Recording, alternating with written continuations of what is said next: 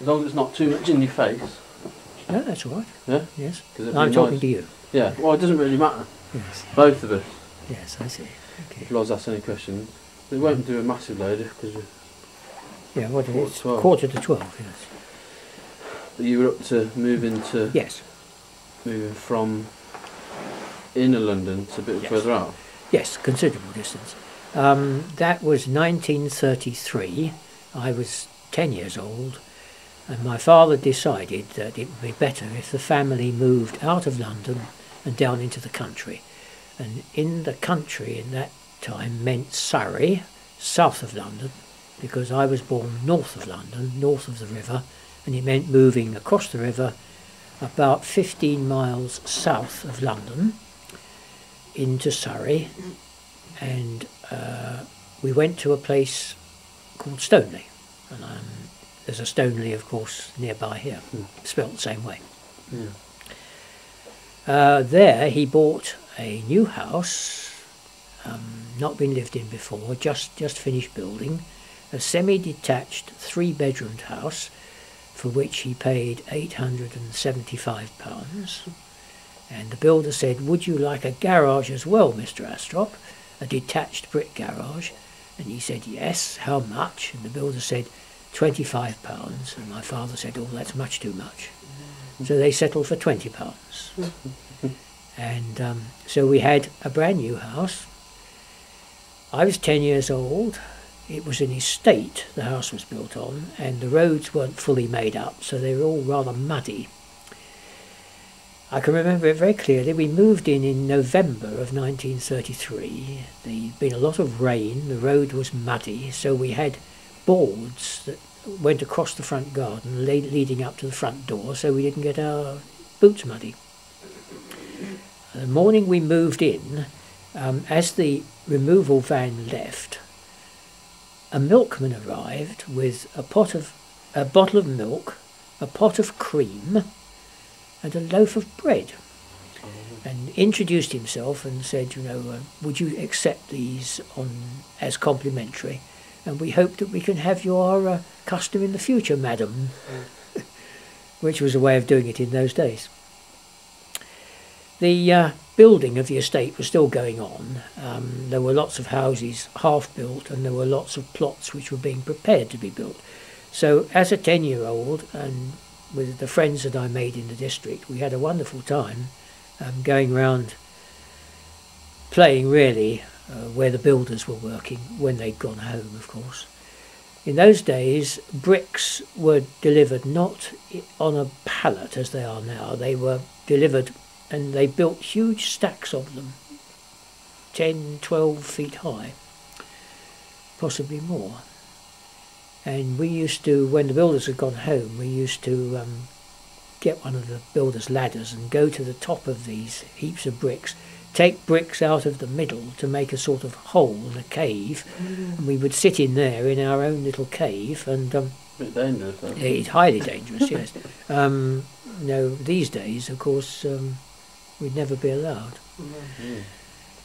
Yeah. Is there pictures of that house? Yes, I've got photographs of that house, yep. Yeah. Which were taken about, I suppose, about 5 or 6 years ago now. Yeah. The house has changed externally because it's had a big room put in the roof. But otherwise it's unchanged, and it's 1933 to 2006. 67, it's 70 years old, isn't it? 70 plus. So it was brand new when you moved in? Absolutely brand new. With a big garden, which was just a piece of field. Father made the garden and did a tremendous amount of work on it. We had a pond which he built, which was circular, and we had on the end of the garage, the garden end of the garage, he made a framework on which stood a very large wooden barrel which filled with rainwater from the roof of the garage, and that had a pipe leading out of the bottom of the barrel which went underground underneath the lawn and came up in the middle of the pond and made a fountain, so that when you turned the tap on at the bottom of the barrel, the water came down under the lawn, up through a pipe in the middle of the pond, and you had a fountain until the water had all run out of the barrel, which was thought to be very, very advanced in those days. Did it overflow? Yeah, sometimes. Yes, there was an overflow pipe which led to the garden, so that if we had a lot of rain and the barrel filled right up, then the water came out of an overflow pipe at the top and went to water the garden. No, but I'm on about when it was the fountain. Oh, I see. Did it overflow the pond? No. The pond almost continually leaked. It very slowly, but over time the level was dropping, and then you turn the fountain on and top it up again. Where was your dad working when to afford that? I knew My father, when he came back from the First World War, as I think I said, he joined the Southern Railway as a railway clerk, and he was working in London in an accounts department of the Southern Railway, and had to go up and down by train every day. I don't know how much money he was earning a week, but I would think it was probably not more than about £6 a week. And the mortgage payment for the house in 1933 was £5 1 shilling a month. So it was almost it was just over £1 a week had to come out of his money to pay the mortgage. Just like the equivalent these days, really, isn't it? Yes, Same sort of that's thing. right.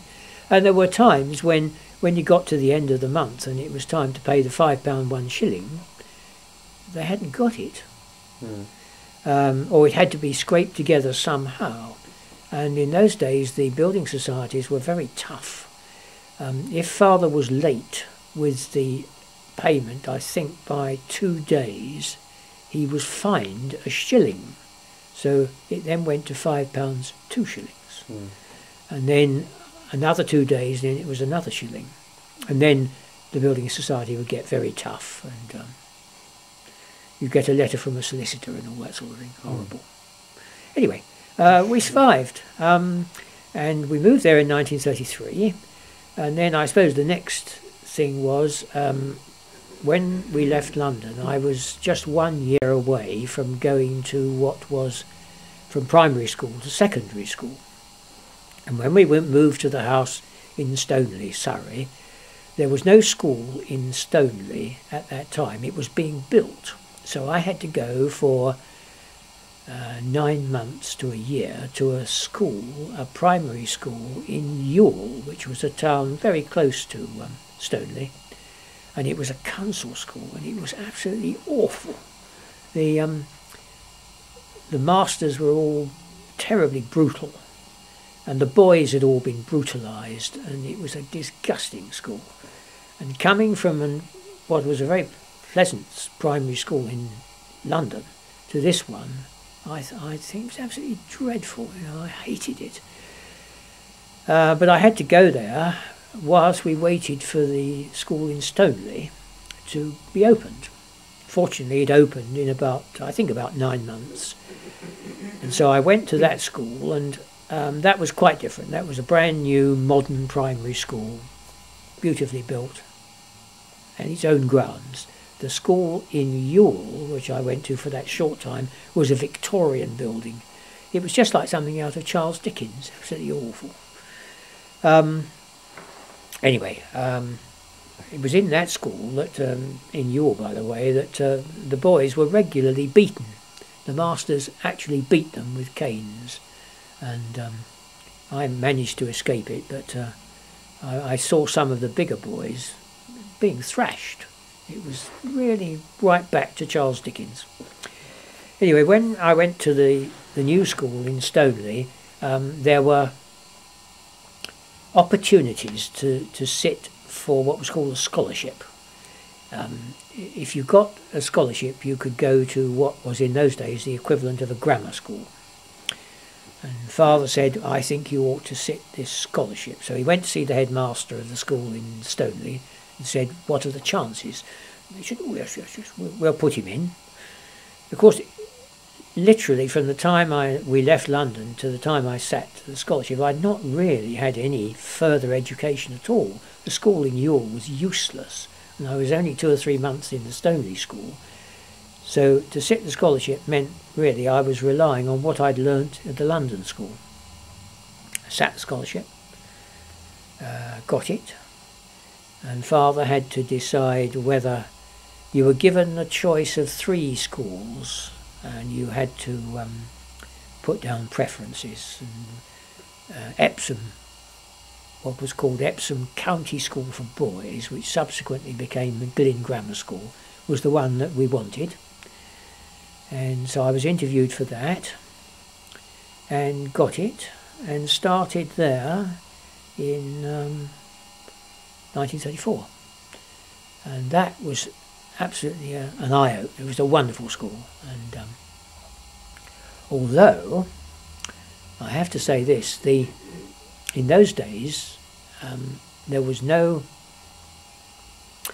free schooling as there is now, unless you got a scholarship.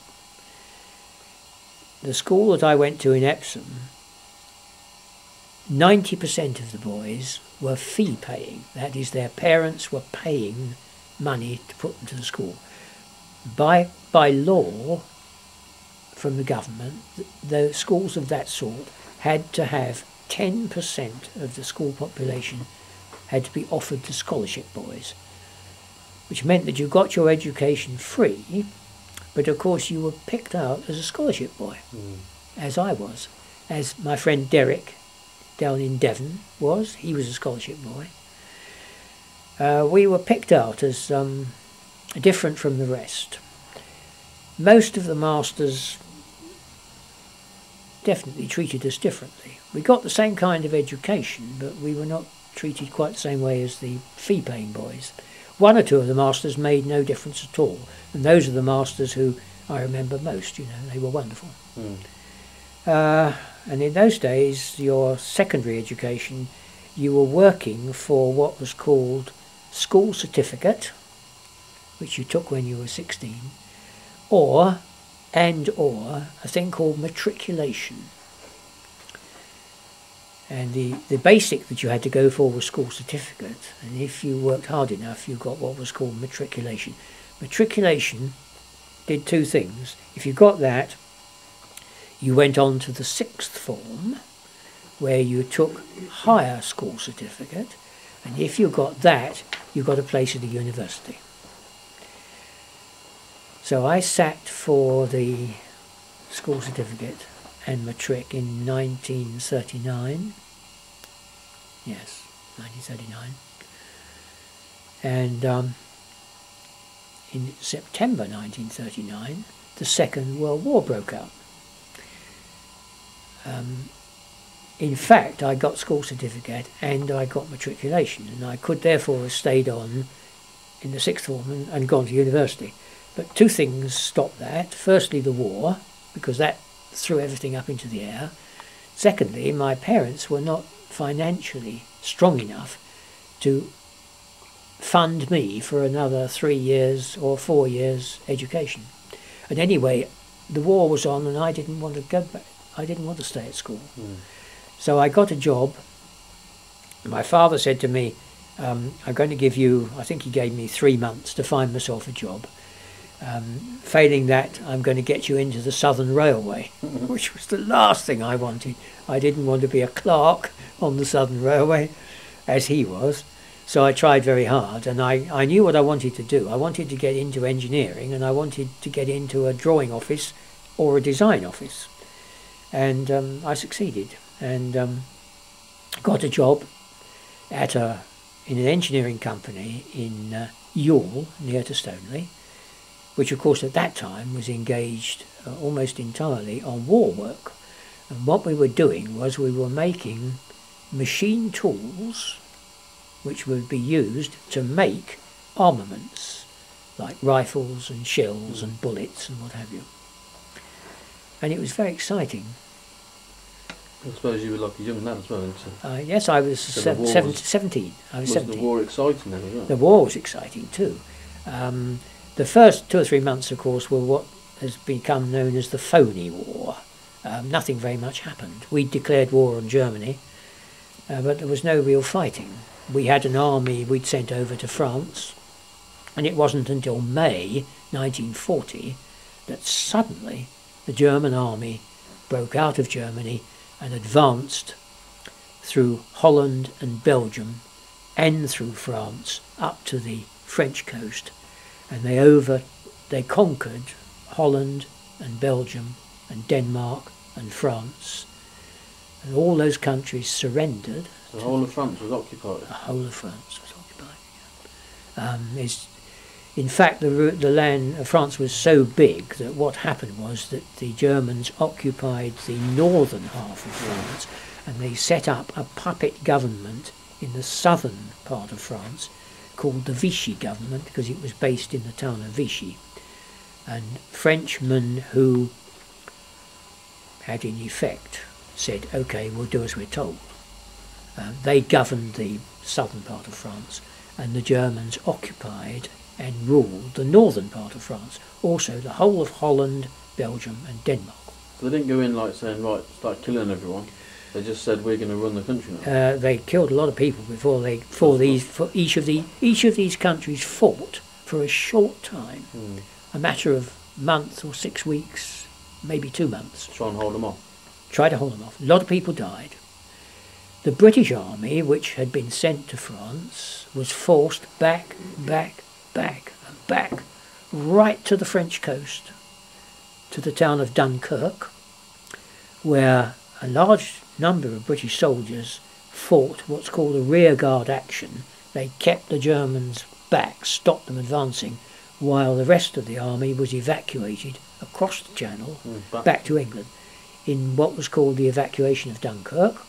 And that was done mostly by people with small boats who just went over backwards and forwards, picking up 10, 20, 30 troops at a time. Meanwhile, the German Air Force was over the top, was bombing them and machine gunning them. The troops, the British troops on the beaches of France, waiting to be picked up. And the Germans just came over with ME Messerschmitt 109s and strafed them. Anyway, they got 300,000 British soldiers out of France in a matter of 10 days. Most of them had to leave all their equipment behind. Some of them were, just got a pair of trousers, that's all, nothing else. Fortunately, all this took place in June of 1940, June and July.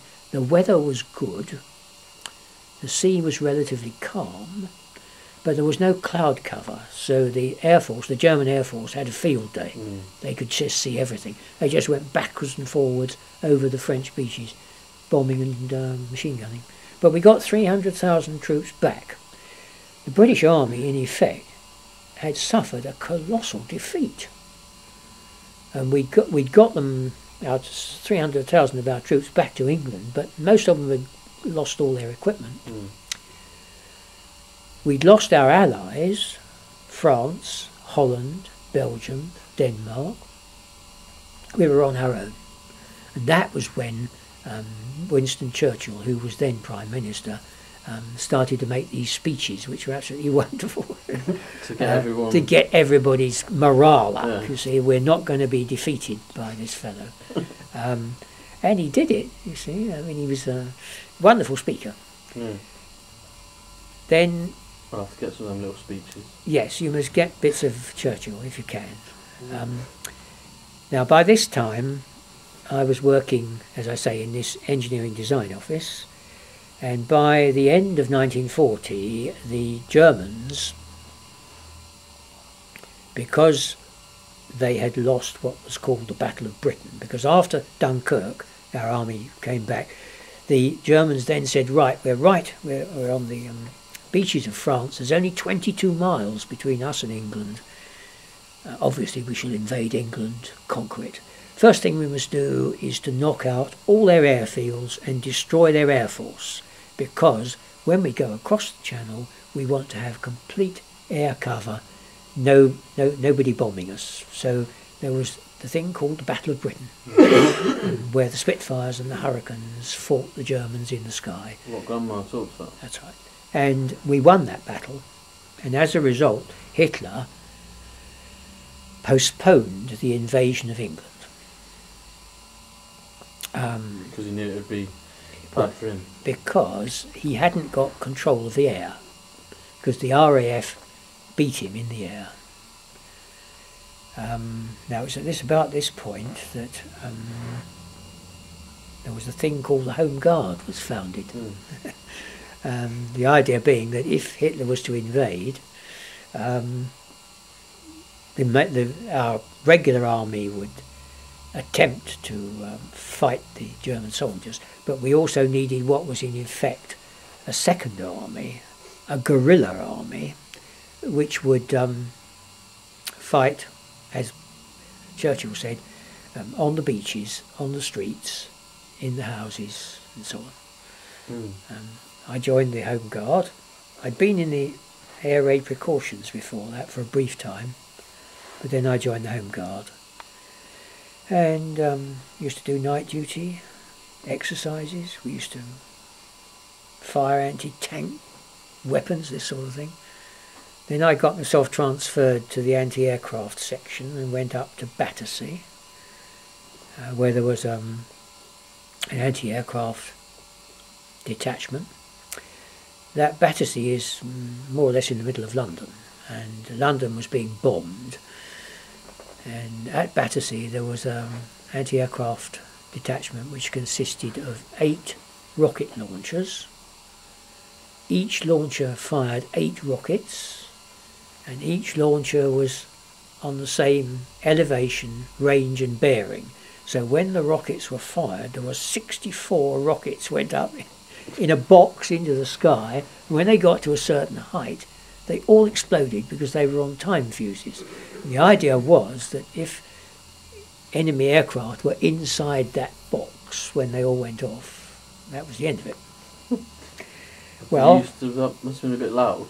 Yes, it made a terrible noise. Also, what I was on was, there was a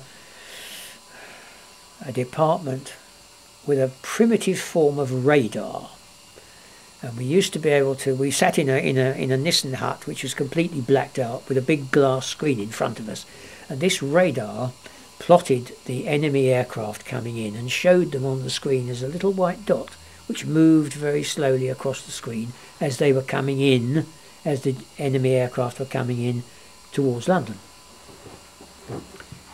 And what you had to do was to track this aircraft over a distance of 5 miles. In that 5 miles you could calculate its height, its speed and its course, the direction it was taking, which would enable you to say that in another 5 miles he's going to be there. So we will set all our rocket launchers to send the rockets up to that point. He's here now, but he's going to be there, and by the time he gets there, all our rockets will be in the sky. Bang, he'll have gone. That was the theory. Yeah. We never brought one down. We sent up hundreds of rockets, and the problem was that each rocket was a long steel tube with an explosive head on the front end, but the tube was full of the rocket propulsion. And when the rockets got to the height that they were set for, and the head of the rocket exploded, the piece of steel tube, which was 6 feet long and 3 inches diameter, split down the middle and then just fell. And of course it fell on the roofs of the houses in Battersea, and over a number of weeks and several months we did more damage to the houses because of how tubes were falling on them than the Germans did. And in the end the people of Battersea sent a deputation to the colonel who ran the rocket site and said, would you please stop firing your rockets because you're doing an awful lot of damage to our houses. And he said, oh no, she's vital, we've got to pull these Germans down out of the sky. But a week later, one of the rocket tubes, which something had obviously gone wrong with the elevation and the bearing, because the rocket tube came almost vertically straight down and went through the roof of the canteen and smashed up our breakfast. and the, What, in your way you were doing it? no. While the cooks were cooking it, yes. And as a result, the colonel said, "Okay, we'll stop firing." Have you come to the end of the? No. Oh. I turned the light off on it, so don't use the battery. Oh, I see. No, it's just the space. Yeah. It's just because you're leaving. Yeah. But that was cool. So whose table did it come down onto? It just came down into the kitchen part of the canteen, and there were trays and trays of rashers of bacon and fried eggs and sausages. They all went.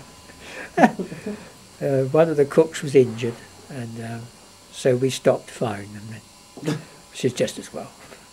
So he didn't even get a plane? No. I Just think we may have inconvenienced one or two bombers. That's about all you can say. Mm.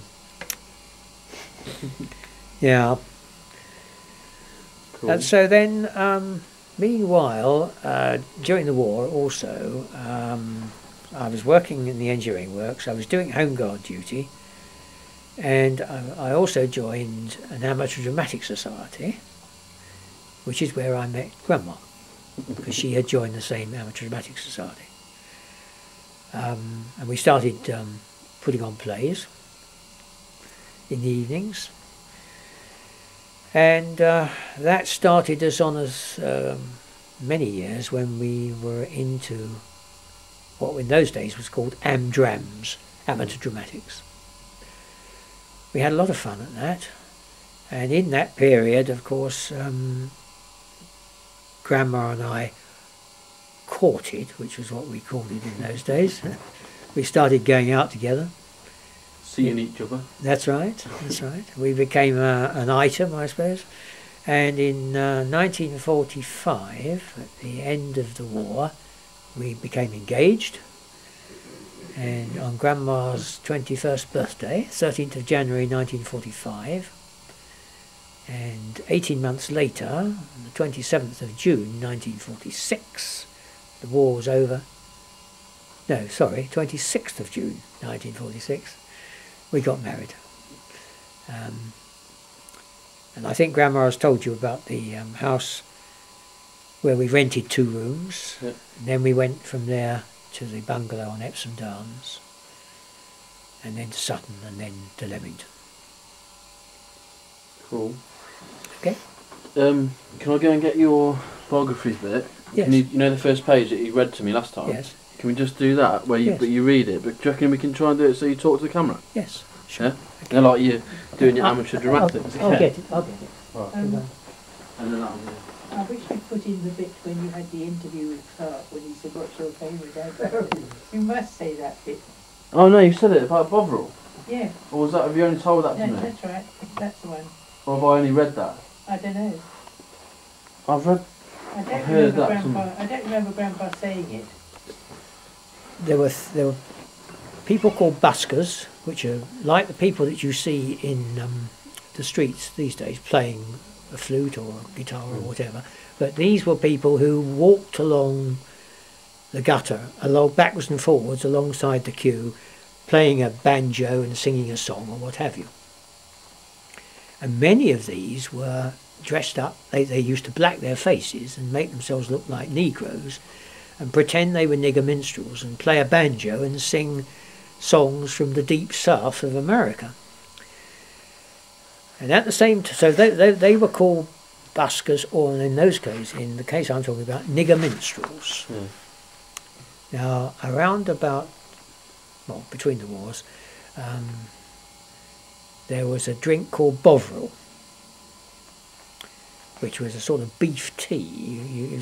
It looked like Marmite, but it wasn't. And you put it on a spoon, you put it in a mug and poured hot water on it and stirred it round, and it was strong, hot and nourishing.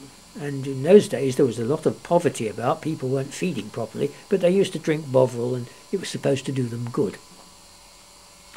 And they used to advertise Bovril, and they had great big advertisements on the Underground Railway and on hoardings in the street. And one of their advertisements was a drawing of a queue outside a theatre, and a nigger minstrel busker standing in the gutter, and it's pouring with rain, and he's shivering. You can see him because he's so cold. And the caption to the advertisement read, "Why did the nigger minstrel shiver?" Answer was, because he let his Mississippi's bovril. Now, Mississippi is in the south of America where the Negroes were. Because he let his Mississippi's bovril.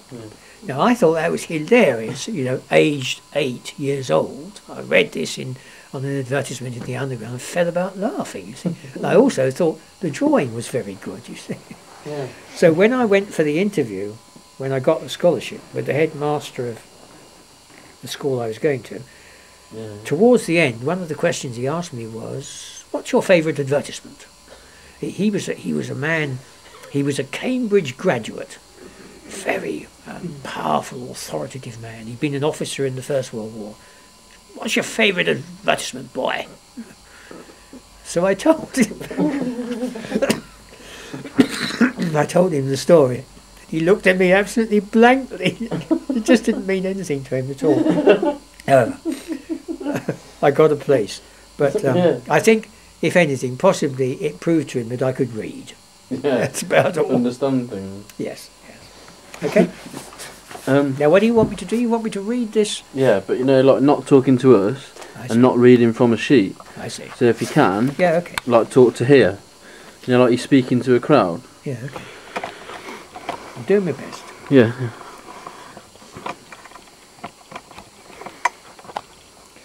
Do you want me to say something about this thing that I've written? No, just read that.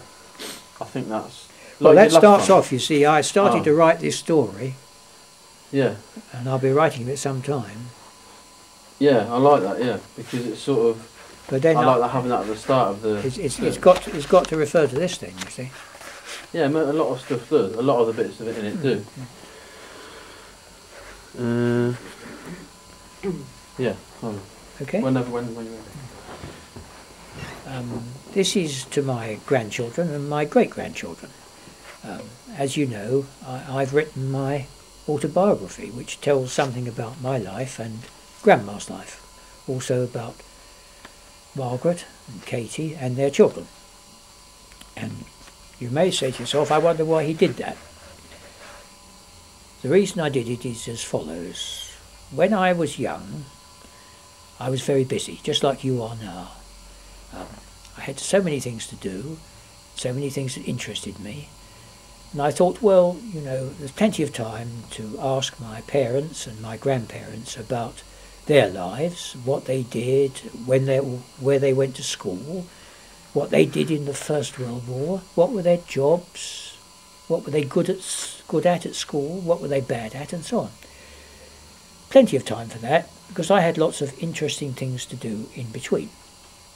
In fact, of course, there wasn't plenty of time, because by the time I'd grown up, started a career, got married and started a family, gradually my grandparents and then my parents died, and I suddenly came to realise that there was nobody left that I could ask these questions of.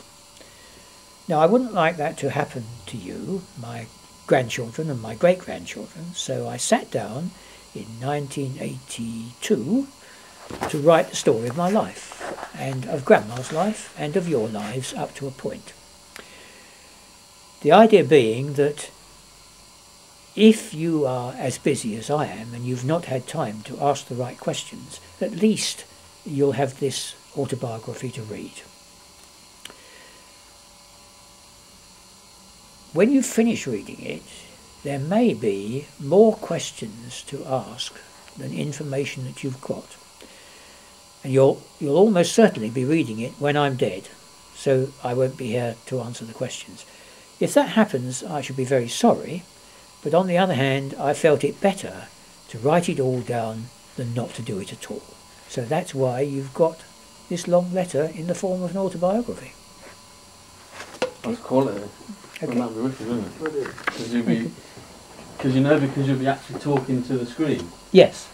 Rather Very than good. me keep Yes. cutting to you. Yes, very good. Yeah. Okay. Wicked.